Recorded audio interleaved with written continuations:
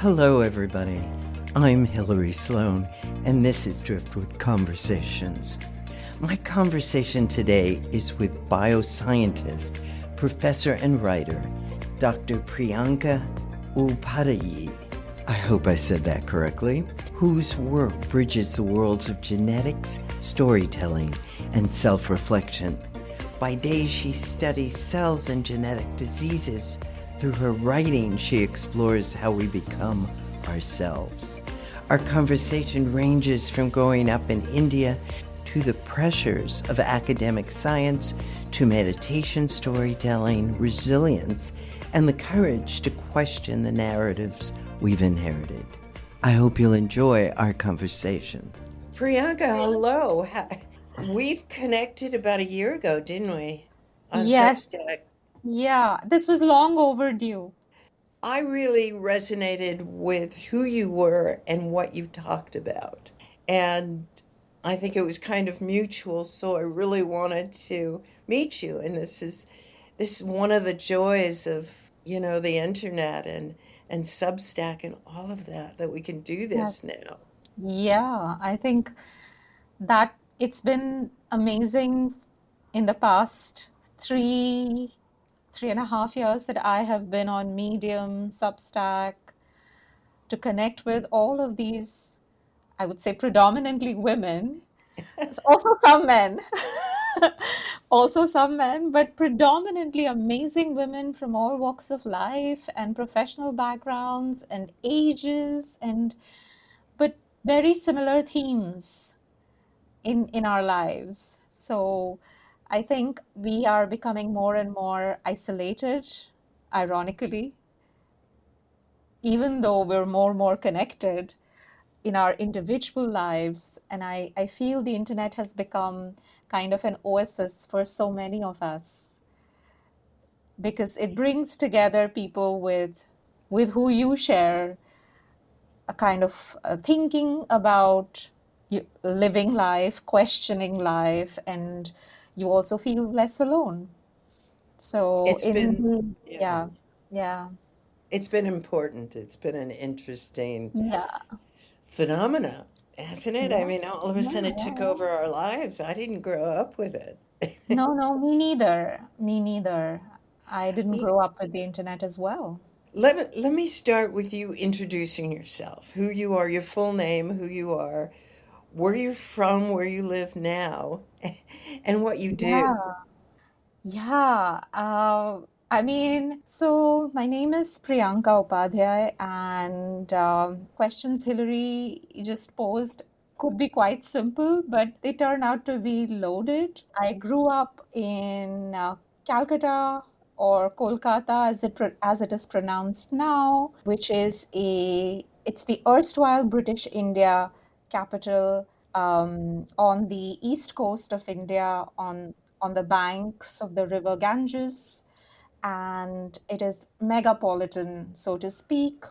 And I had a very normal working class parents upbringing, and the a lot of the experiences. So of course, like all parents, my parents were also trying to provide, for me the best they could in the circumstances, and they had their own survival mantras, which kind of were imprinted on me early in life, and that's what I've inherited.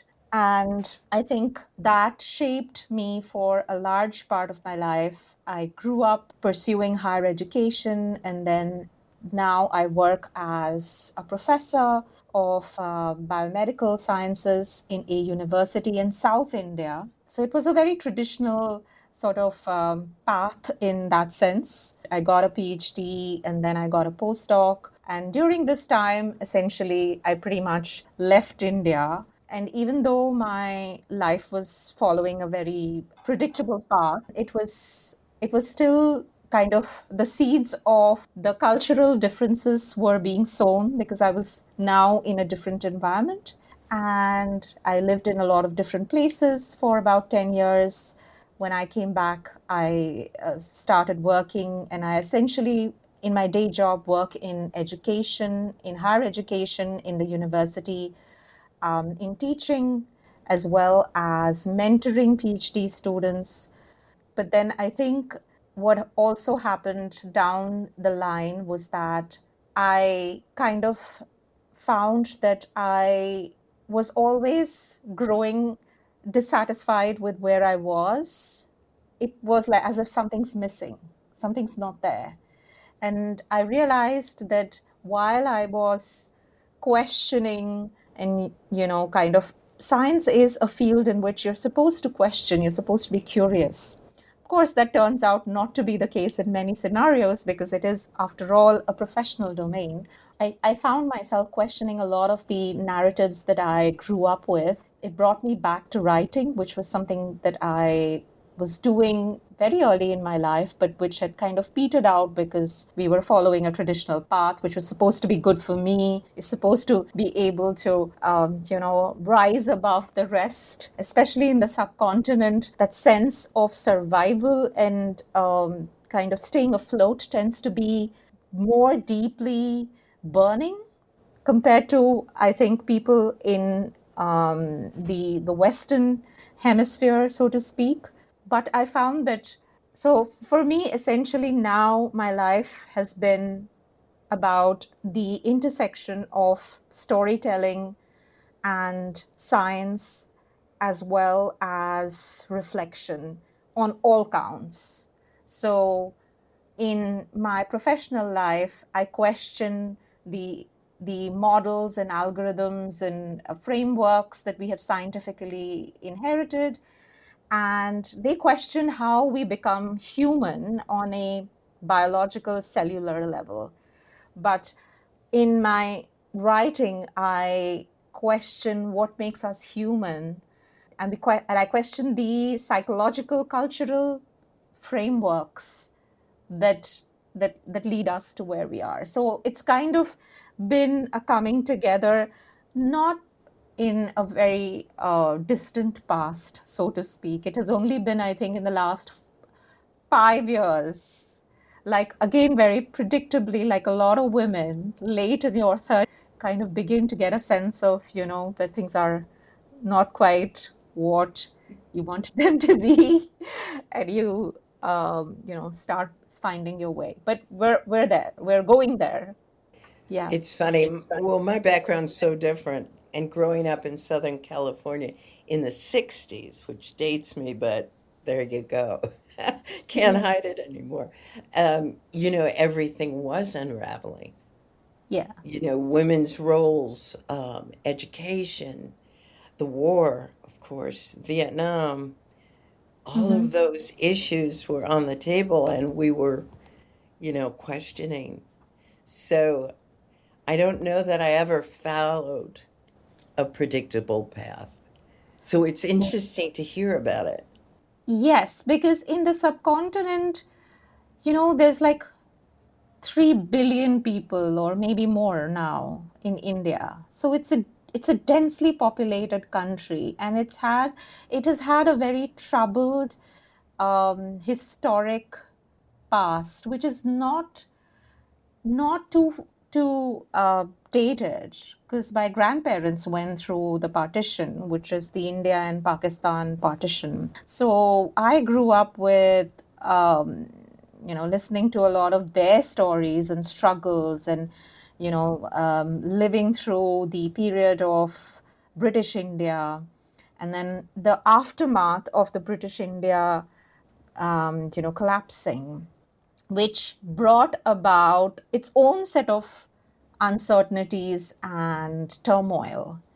So inherently, there's been India is a young country. It's an older civilization, but it's a young country in that sense. People really had a hard time. We were very, I would say, very fortunate compared to a lot of other Indians, but my grandparents had to, struggle to get to university and get education. And my parents both had university education, but they were essentially working class people in jobs. And the one desire that every Indian, or probably every parent has, is to, have their that children have a better life than what they had. And for me, I think my parents, they really wanted that I should get the opportunities that probably they didn't have. Particularly, my mother was deeply ambitious. And the reason why this becomes a very structured path is they were only aware of very predictable ways of reaching this level of social and economic affluence and validation, which was education.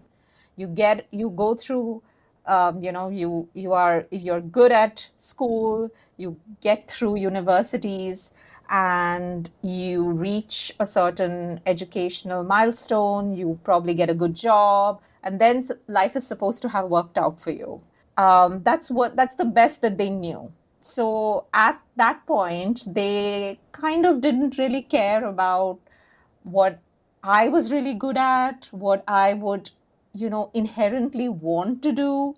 And like a lot of kids from the subcontinent, I kind of went for the longest time with whatever they wanted me to do, because I always was looking for their approval more than I was looking for anything else.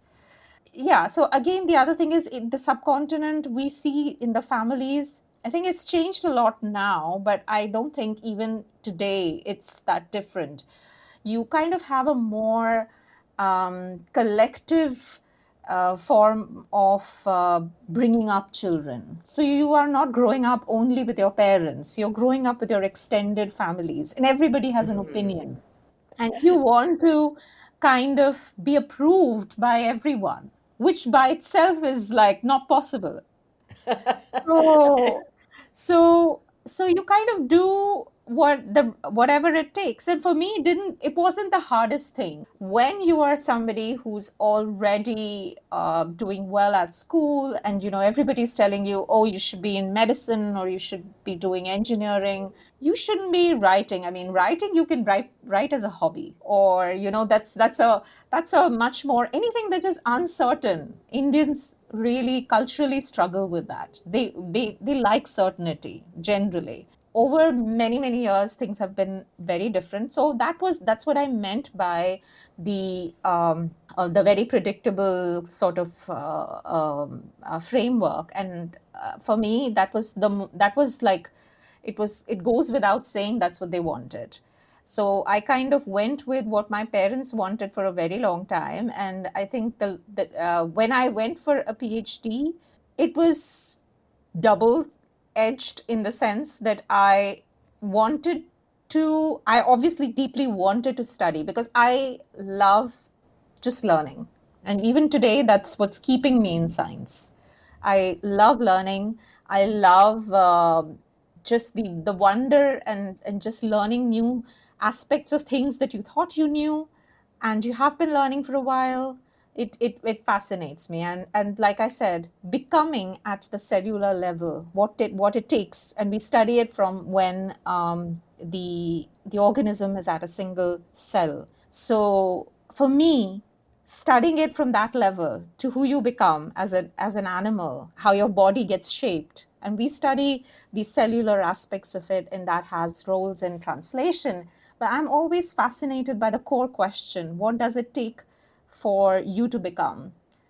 And so for me to go for a PhD was my decision totally. But for me to go for a PhD abroad was a decision that I probably was subconsciously taking, because I wanted to get away from the country and from the place that I had been for so many years, probably many more than an average American person. I was living a lot longer at home, and I just needed to go out there. But then, even when I was out there, I think science is a very unforgiving field, because it comes with a lot of uncertainty, and with the economic and political events that have shaped our world in the last 2 decades, it has had a profound impact on how scientists operate.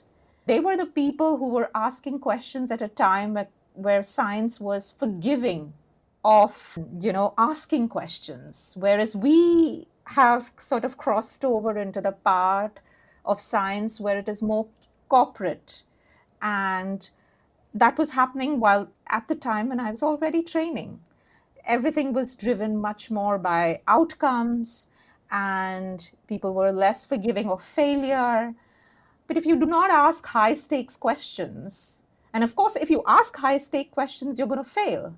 And if you're not going to ask them, then you're not going to know anything new. So that, and there's a lot more. I mean, people were losing their jobs even when they had tenure, or sorry, when they were in the tenure path. So that's something that I saw in grad school, and I was quite troubled that if that could happen to these people who were so well trained. So it kind of was sort of a deterrent for me whether I want to stick to science and how do I want to do this. You're in Germany right now, right? Yes, I'm here for a fellowship, a short-term fellowship, and I'll be going back. And my lab is still in India, so it's like a little bit like a sabbatical of sorts, a shorter sabbatical. But I get to come here and learn a few new things also in person. So do you live full time in India? Yes, I went back to India in 2016, which was also a decision that was not an easy one to make.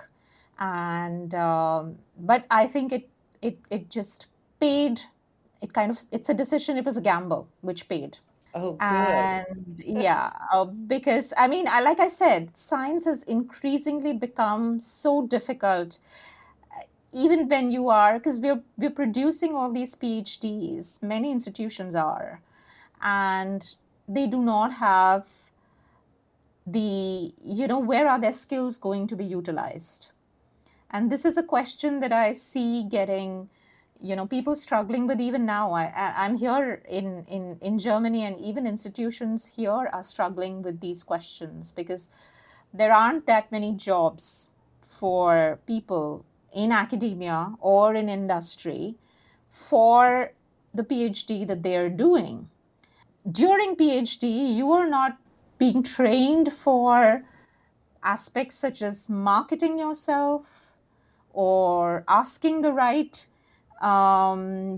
questions, and or even if you're trained to ask the right questions, you're not trained to ask the right questions in a manner which would be saleable, because at the end of the day you need someone to invest in your research and someone to say that yes, whether it is a funding body, whether it is an institution, and especially the kind of research that we do, which my students do, which is in the lab. It is a very highly resource intensive form of research, and we have exceptional techniques that are available now, but it requires funding to be able to do that work, and just having good questions isn't enough. So when you're setting out your path, so that's the thing. As a PhD, when you're starting out, why you're doing a PhD, what could your life look like possibly in 5 years or 8 years, and what could be the possible career options? There are more conversations on it now, I think, because obviously the environment, the global scenario demands it, and everybody knows how difficult it is. But yeah, I think it is still, it's very, very hard because of how corporate academia has become. Yeah. Interesting. But I think the whole economic system worldwide, and certainly I can talk about America, doesn't support the creative in any Yes. field. It does not support the creative.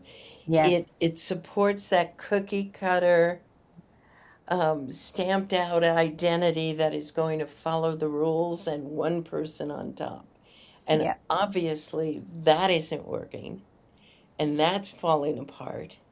So the Yes. rest of us are standing there going, we can become really uncomfortable and freak out, or we can build something new.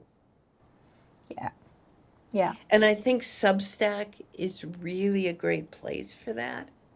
Yeah, I mean, that is actually how I got started because, like I said, I mean, there are things that you're supposed to do because you are supposed to check some boxes. And I was still very early in my career. And I needed a place where I could feel a little bit more like myself. And I enjoy scientific work and scientific writing and the process of science, but I needed that creative play. And I needed that sense of, just wonder and slowing down also that comes with writing. And I think that's how I kind of, made my way eventually to Medium and then eventually now to Substack. And the goal is definitely to for me in my head, I think it's becoming increasingly clear that I see in my life an intersection of these two forms of questioning.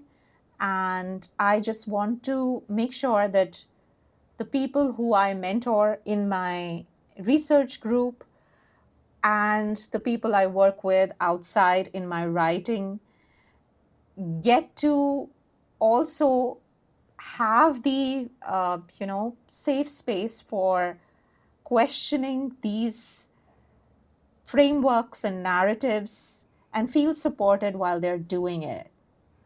And for many of these things, there's really not a lot that we know what the obvious problems are.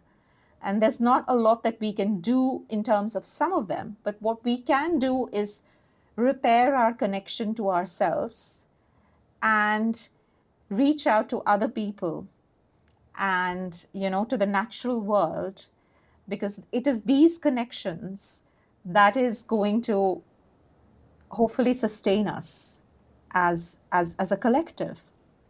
I fully believe that. Can you describe your work in practical sense? You said it was mostly in the studio, in the lab. Mhm. But Okay, what what are are you we working working on? with? Yeah, what are Yes. you working on? So I, in my research, broadly looks at genetic disorders, um, and essentially, genetic disorders are a very small fraction, so to speak, of the broader group in the canonical sense. Because when we say genetic disorders, then automatically people think about malformations or the syndromes that happen, which can tend to be very severe. So it is true that we work a lot on those. But I also want to take the opportunity to point out that all the diseases that we are, and traits that we are grappling with at the moment, everything like hypertension and diabetes, everything that's happening to humanity, including COVID-19 infection, um, has a genetic component and has an environmental component.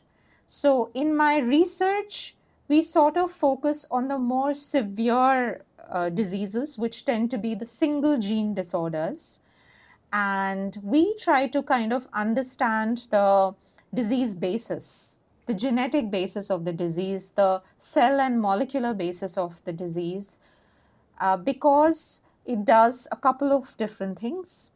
We can offer not we as in our clinical counterparts can then offer prenatal testing to the affected families, because for most genetic disorders there are still no treatments available. That's number one. And second thing is, we begin the process of actively working on the therapeutics aspect for these diseases. So, to have therapies for diseases, you need to understand the biological mechanism. So that's what we work on, and we work on basically two different groups of disorders, so to speak, a set of disorders which are associated with dysfunction in how cells sense their environment, And another set of disorders where we focus on how when the cell sense an environment, cells respond. So when we are responding, basically the cell is responding. So as the cell responds, it makes a particular kind of information. It interprets the information in a certain way. But that machinery is important for the information to be properly processed. And we work on both how cells receive the signal via a certain cell organelle and how they process it, and the dysfunction of the two in diseases. And for me, disease is not only, my interest in diseases is not only because we want to have a translational value, that there are going to be some therapeutics for it. That is definitely a very important goal. But for me, disease is also sort of insight into the normal process. And understanding the normal process, or the fundamental sciences, as so to speak, is very important. Like when you might have and this is not my research, there are people who work on things like these, or work on things like eusociality in termites or in naked mole rats. Supposedly this would have no translational benefit, but that's just because we are thinking about it in a very parochial way. Right. So that's what I mean. Now, unfortunately, more of the funding tends to go for translational research, where you're trying to actively work on mechanisms of disease, you're finding drugs. That is what we do in the lab. And even there, I think I've seen my research evolve in the past several years. I think I am a little bit more comfortable in taking risk, and also in understanding which parts of the scientific process I enjoy, what am I good at, what do I really want to pursue. And that's probably the reason why I don't want to quit science, because I mean, I know exactly what I like here.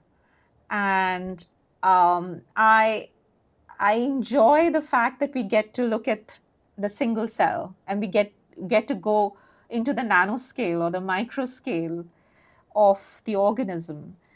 And yeah, so my students work in cell and molecular biology. We use different types of patient cells, patient derived cells. We culture those cells in lab.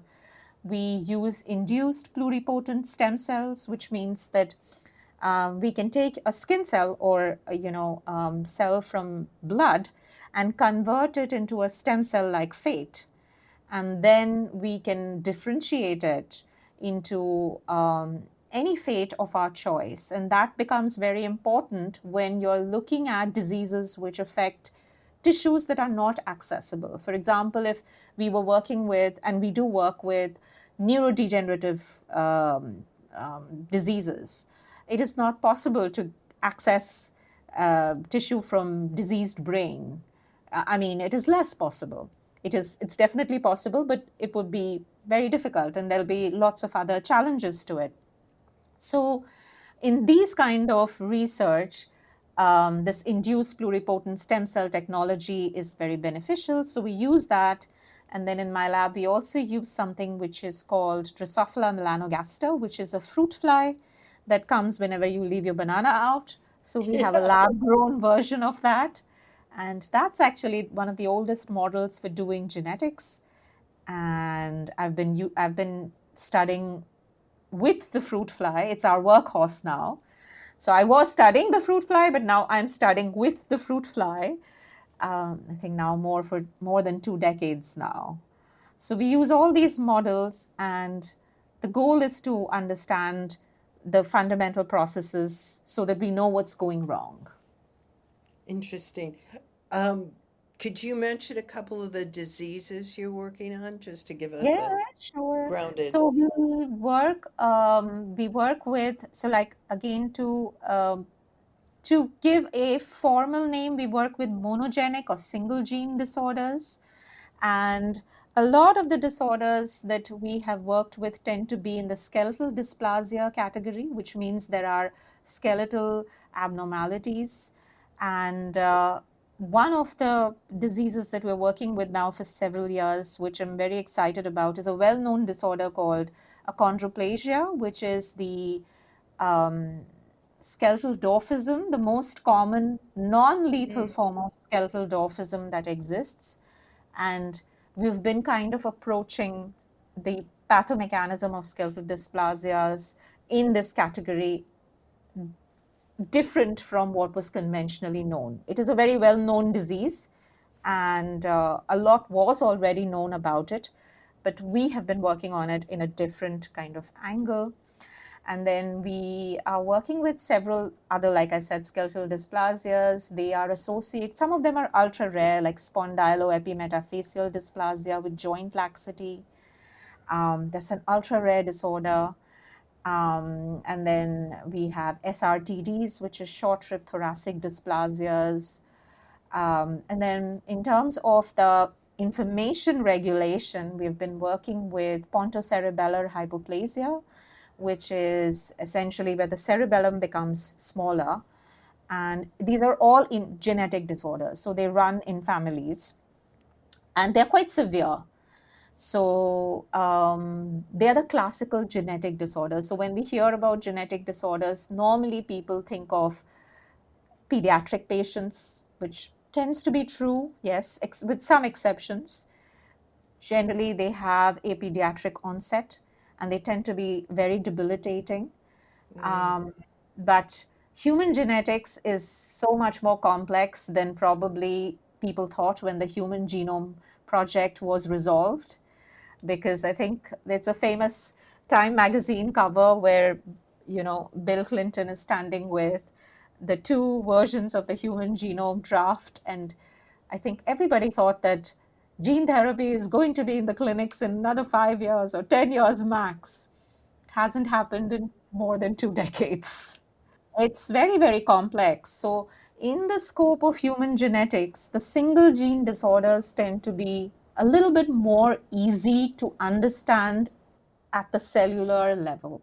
And we're working a little bit with those, we're working with those problems. Yes. Yeah. Let me take you back to you and Hmm. how we met and what I've read. See, you Mhm. seem to also reach out of science and think about, well, story.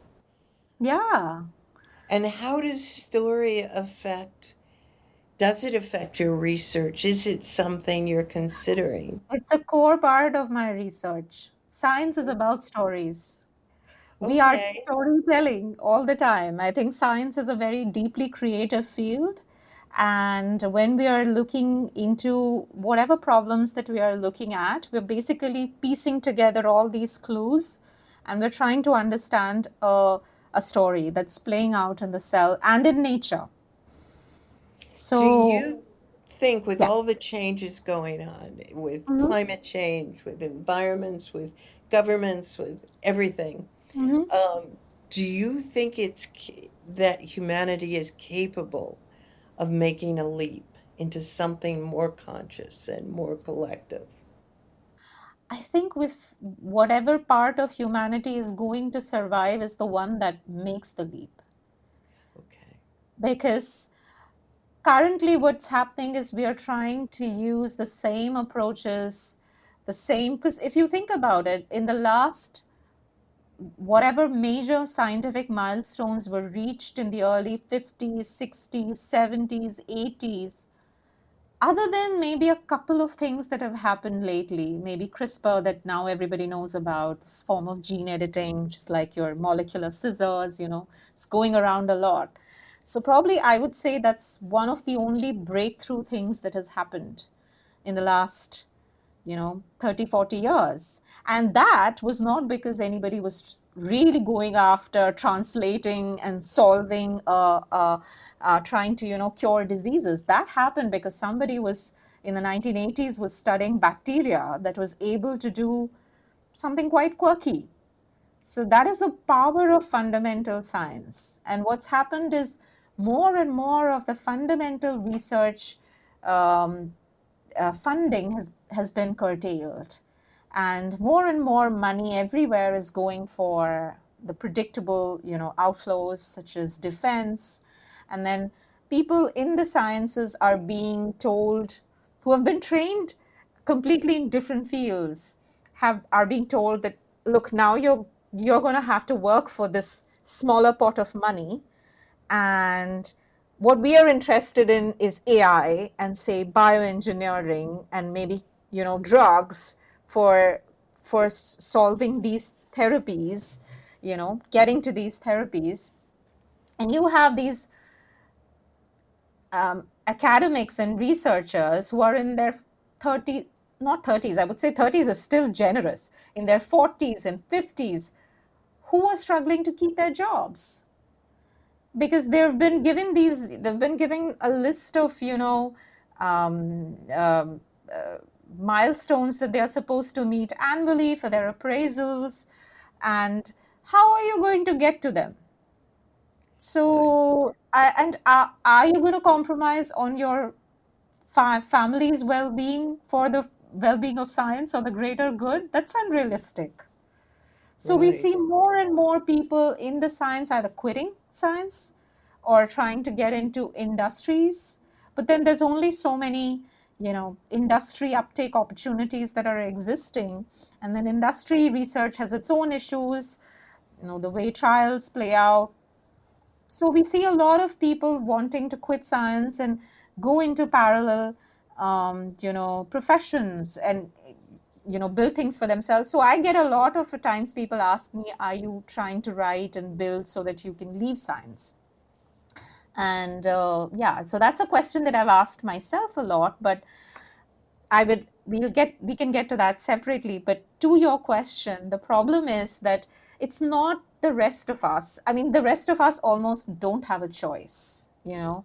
The framework that is remaining, that that framework is, it's almost like a prison. The walls are closing down on us, Right. and a fraction of us are going to make the leap. They are going to be the brave ones who are going to be able to take the risk and survive, maybe. But we are going to have to take the leap if we have got to survive this. As Yeah, we can't keep pleasing this giant that devours everything. Yeah, but then the problem is the larger cohort who are in their 40s and 50s, they don't have a choice because you have families, you have children to Yeah. raise. It's not that you're single. If you are single and you don't have dependents, then that's probably a blessing in some ways. And that's probably a reason why we have a trend. I mean, in Germany, I did hear that kindergartens were kind of shutting down because people were choosing not to have children. More, Oh, there are more people having pets here than children.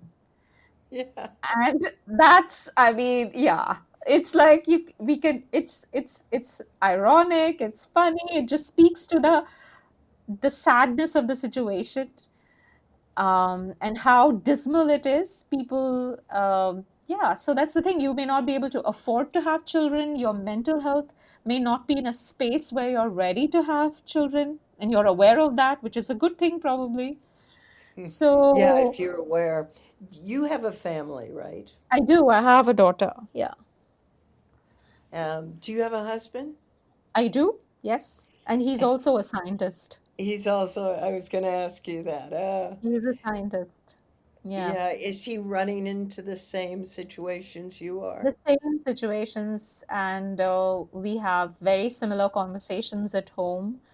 And we have very similar stressors because, as a PI, which is a principal investigator of a lab, you are, you have people on your roster who are dependent on you for their jobs beyond the PhD as well. And when you lose projects or you lose funding, you are not only losing a research idea, you're losing the opportunity to support and sustain those people. So it's really tough. But I think the thing is, my husband, I think he's more passionate about science and fundamental science and asking questions than anybody that I've seen. And for the longest time, when things were pretty bad, especially when I was in the training phase, in the later training phase, not during my PhD, but when you're closer to the time and you have to decide whether you want to stay in academia, quit academia, where's your life going. He was a person who kind of was a steadying factor for me, and you know kind of was somebody who gave me a lot of confidence that That's yes, you can great. do this. And as happens with a lot of people pleasers, and you can imagine I was one when I was growing up because I was trying to get everybody's approval, you tend to have very low self-esteem. So at that point in time, he was kind of definitely a factor. It was like, just, yeah, stay here, stay with this now, for now, just deal with this problem, and then we'll get to the next one and we can solve this. And yeah, and he's somebody who, yeah, he's very passionate about research. He's very passionate about people who are capable of creatively asking difficult questions, staying in research. Because now what's happening is a lot of people quit research because it's just too difficult, it's too daunting, it's too hard, and you are not going to want to willingly put yourself through it. We're coming towards an hour, so I want to get Hmm. back to story. You mentioned that. And Yes. tell me what story means to you. I think for me, stories are not always something that will reach um, a climax, a finishing point. I enjoy stories that are sometimes very atmospheric, that could be just about one conversation or just something happening, like a snapshot of life. But yeah, so to me, stories are about slowing down and becoming much more granular and looking into the finer details. What So does that, that do for you? I don't know why, that's the sort of thing that I've always gravitated towards. I mean, I just feel like it helps me, probably it helps me connect a little bit more with another person. So the kind of Okay. stories I write and the kind of stories I read are usually people who I am at some level, or sometimes even people who I think I could be if I did not have certain advantages in life and certain kind of privileges. And I'm attracted to the complex. I'm attracted to grief, to loss, uncertainty, and they are the themes which play out in the stories which I love to write and read, and they are the stories of my life in science. Do you know Richard Rudd, or is that a little too metaphysical? The gene codes and human design, are you aware of that? No, I'm not. I'm not. Okay. It might be a little bit more on the metaphysical side. Right. Um, I just got introduced to it and I find it interesting. And the Mm-hmm. idea is, and Rudd is a scientist, but the Mm-hmm. idea is that we're changing. And with contemplation, meditation, contemplation, and deep introspection, Mm-hmm. um, we can begin to change our genetic makeup. Yeah, so we cannot change our genetic makeup. We can probably, nobody can change the genetic makeup. The genetic Okay. makeup is what you're born with. So it's identical in all our cells. But what we can change definitely is how those genes express, Ah, okay. right? The information that I was talking about. When their Yeah. cells, so your cells, all of our cells have the same genetic makeup. But the reason that our skin is different from our heart is because a different part of the genetic makeup is being expressed, just even Okay. normally in development. So when we are doing meditation and reflection and slowing down and, giving ourselves compassion, that's important, very, very important. We're giving ourselves compassion, becoming more able to give other people compassion, space to be themselves. We really alter the that aspect of the genes which gets an opportunity to express, and our brains are just amazing. I don't think we as humans, obviously, we have no idea what we're dealing with. And it is incredibly plastic. Doesn't matter how much older you are or what your life experience is. With all these methods, and I think the powerful part is we would be able to alter our plasticity, our brain, so which is going to change your life experience, not only yours but everybody else's around you. And it will definitely change your predisposition to disease, because it's not only genetics, it is the environment. It will change how you respond to drugs. So it is very, very, I think stories are healing. Stories are healing, writing is healing, and it is meditation. Like when you're doing something like a stream of conscious writing, it can seem like you're kind of taking out all the things, thoughts that you don't want to have. But in the process, you kind of also, if you give yourself enough time over many, many days, you will arrive at a space where you learn to sit with yourself. So all of whatever you are speaking about is extremely, extremely true and possible, except that we are not, probably, most of us are not allowing ourselves to slow down. We're I'm too guilty. afraid. I think we all are. We're not allowing ourselves to slow down. We're all guilty of it, and I think that's where storytelling automatically becomes a great, harness to pull us back, to anchor us, and that happens in meditation as well, because you're slowing down and you're giving yourself time to introspect. Yeah, so I think definitely that's what I think. More than the conversation on AI, I think we should have a conversation these days about how are we going to deal with everything that we cannot control, because we cannot control the organizations and the frameworks and whatever we have to do to earn our living. But within that, what can we control? That's perfect. I was going to ask you, what would you tell a younger person? Maybe somebody in their 20s and 30s coming up. I think what I would definitely tell a younger version of me is to perhaps lean into these practices from much earlier in life and give yourself a little bit more time. Sometimes we feel like time is running out, and that is very true about the subcontinent. Everybody tends to live like time is running out. If you're not gonna, get this job or this degree, or if you're not gonna have kids by this age, then something catastrophic is going to happen. Nothing catastrophic is going to happen. The world keeps spinning on its axis.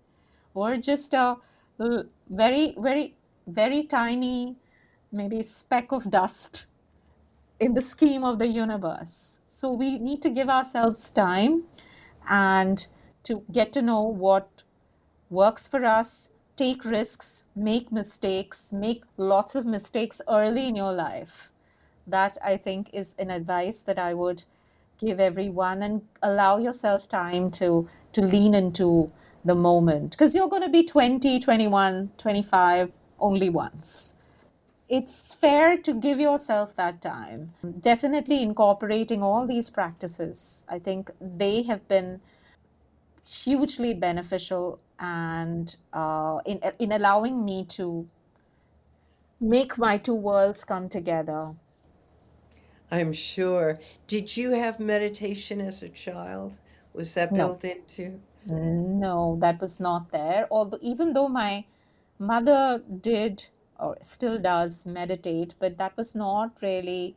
And also, as a child, you tend to be um, a little bit more, it's like meditation is more religious at some Yeah. levels in India. So for the longest time, I had that misconception that you kind of associated it with the same imagery, so to speak, of religion, and then that automatically put you off from it. So for the longest time, that was the case. And then I think, yeah, I still have a lot of trouble slowing down, but at least I'm aware of the fact that I need to slow down.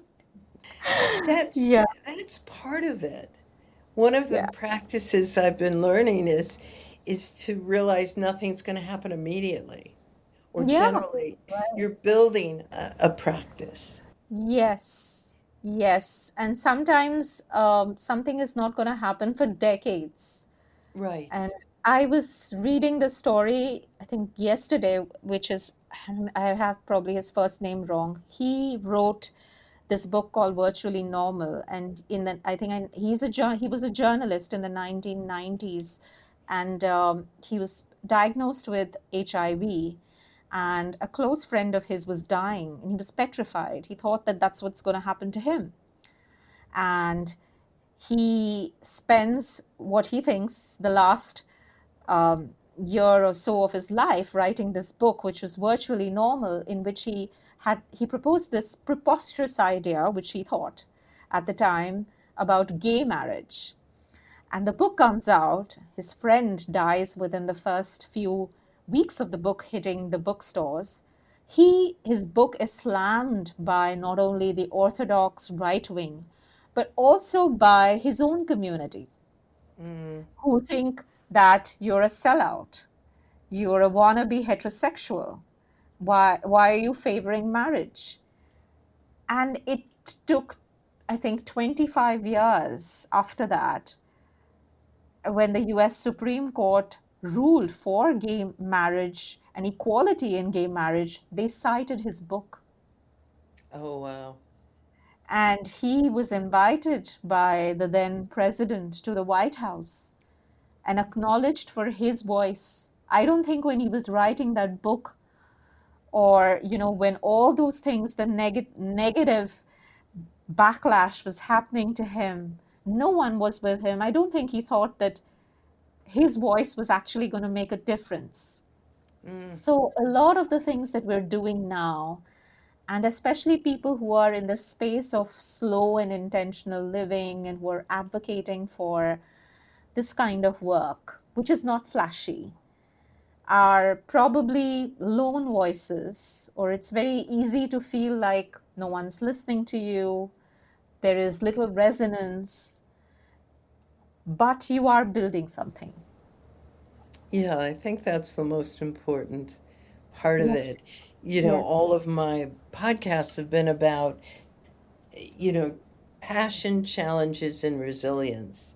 And yes, resilience seems to come from the deepest place in your heart, where you yes. just feel like you said several times today, you just love science. So Yeah. why give up? You've got this problem, this problem. They seem unsurmountable, but you love Mhm. science. So Yes. you'll never give up. Yeah. And it's the same way that if you love a certain, if you've any field of work that you have today, and instead of giving up, maybe we can ask ourselves, how can we make it better for not only ourselves, but the next person who's going to be doing this job? Because Yeah. we sort of see It, the opposite. Yeah. or what else can I do with it to get it out there, to get it, I don't Yeah, know. yeah, It's, definitely. Yeah. And also, like, sometimes you feel that people who make it, in the corporate sector, it is well spoken about. You know, certain, if you're a woman and you've made it to the top rung of leadership, a lot of women tend to pull the ladder, and they kind of become these women who no one wants to have anything to do with.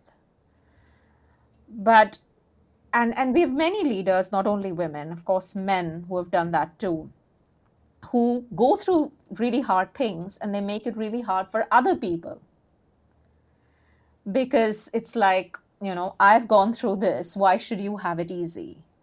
Right. So I think it is important for the people who really enjoy doing whatever they are doing to stick with it, to find ways of being with it. I do completely understand when it is not possible because I completely see that. I know it's really difficult. But if they could stay with it and they can make it a little bit more, just by being there, they can make it easier for another person. So that is Absolutely. something that my husband tells me a lot, that if you leave, then the person who's going to come, I mean, you'll be replaced in a day.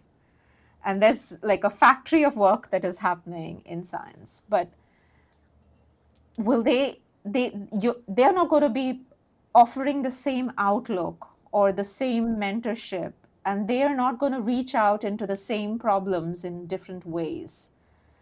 So the problems are, sometimes it's not even that we are tackling innovative problems. Sometimes the innovation is in the approach Mm, and sticking with something which probably hasn't won approval long enough. So being resilient, taking no for an answer, and reworking the problem and trying yes. again.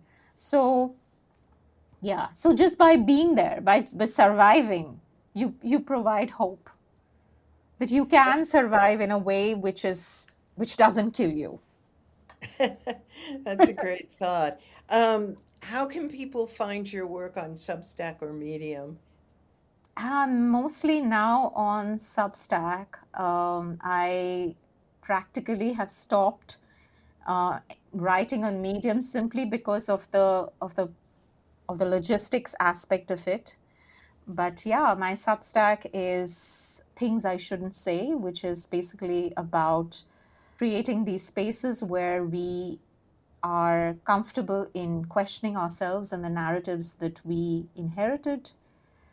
And yeah, that's my Substack, and people can find me there.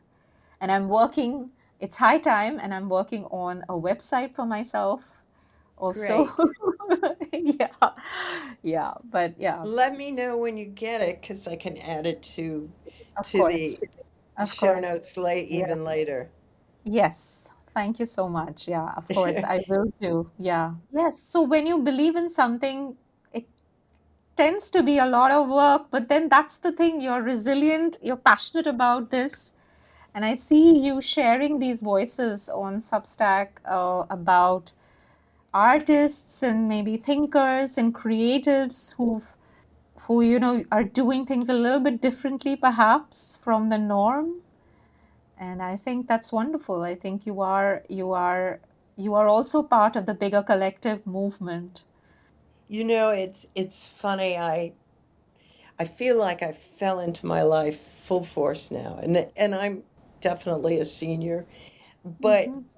it's like everything I tried to do. I tried to be a photographer and a writer and a this and Mm. a that, and that didn't work. It was only as it becomes about connecting with people, then Yes. everything else that I've done becomes appreciated because it has a different purpose. Mm. That's not for everybody, but that's how my life has shaped up. Ironically, I see so much of myself in the last part of what you said. Because when my work was, just about solving this research problem, this funding question, then it doesn't really make sense. But it makes sense now when I connect it to the broader, you know, Mm-hmm. ramifications of that. And Yes. similarly, in writing, if I were just publishing, you know, if I were just writing, and I'm not saying just to undermine good writing. I understand what it takes for people to put good writing out there. But then I needed to feel that there was some meaning beyond this. than just that story or that personal essay or the book or anthology or whatever it is that I might go out to put in the world, and which is the reason why I have the Substack that I do, and the community that I want to grow. Right. Yeah, Yeah. And when it fits, it fits. I've it does. also appreciate timing now, which I Yes, never did. absolutely. Some things Absolutely. have their time. Yeah, absolutely. I think it growing older, you just tend to realize and these things, and you let certain things be, and then you find that you know you like certain conversations. I think this conversation we were supposed to have earlier this year, and it was really bad timing for me at the time Me in too. terms, yeah, yeah. And then all of a sudden we reconnected a couple of weeks ago, and this is great timing, especially since I'm traveling, and the time difference wise also it works well. So just a small example of what a timing can do.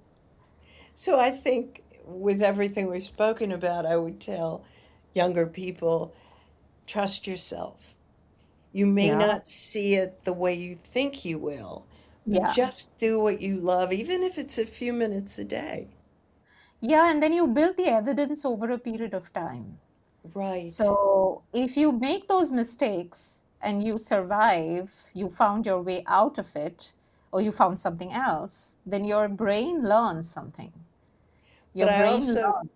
don't Yeah. think you ever stop making mistakes. At least, No, nobody, you should never stop making mistakes, which means basically you've stopped learning. right, But yeah, so what the problem is that for our brain to identify as something, it needs to have proof. So right, when we get that to build that trust, we have to take action. And we are often only talking about two versions: the one who has, who's figured it out, who's comfortable post the change, and the person who wants to change.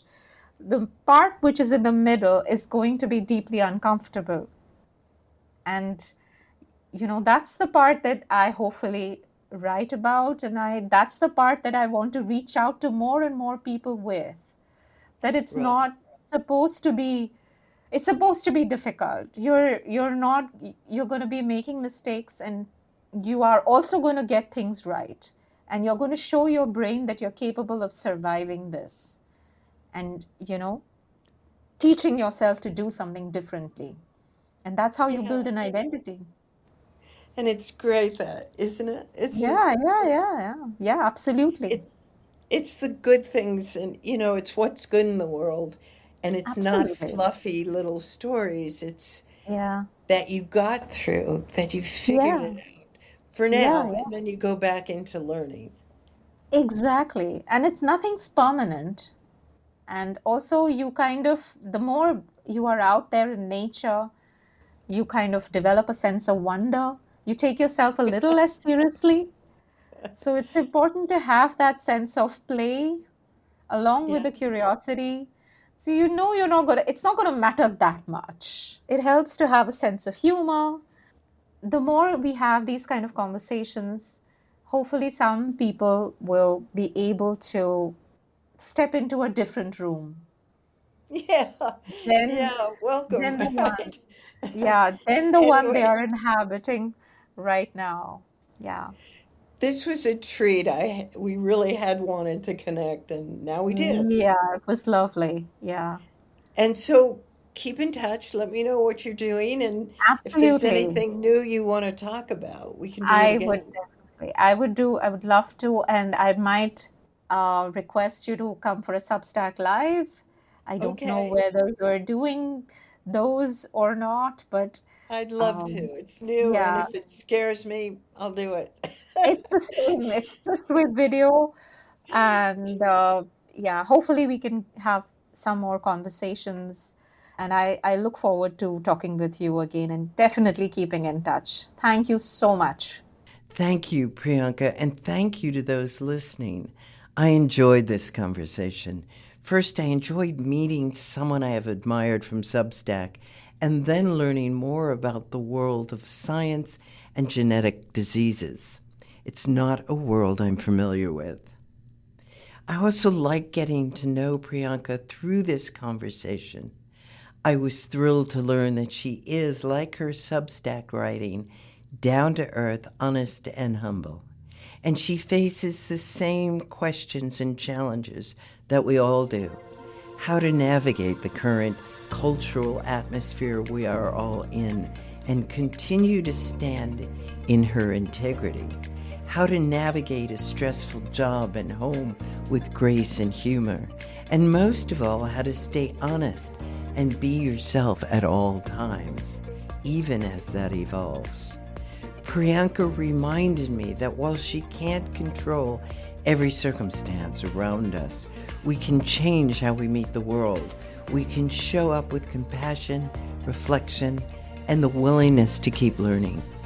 If this conversation resonated with you, I encourage you to visit Priyanka's Substack, Things I Shouldn't Say, and continue exploring her work. If you enjoyed this episode, please subscribe, leave a review, and share it with someone who might need to hear it. Until next time, I'm Hillary Sloan, and this is Driftwood Conversations.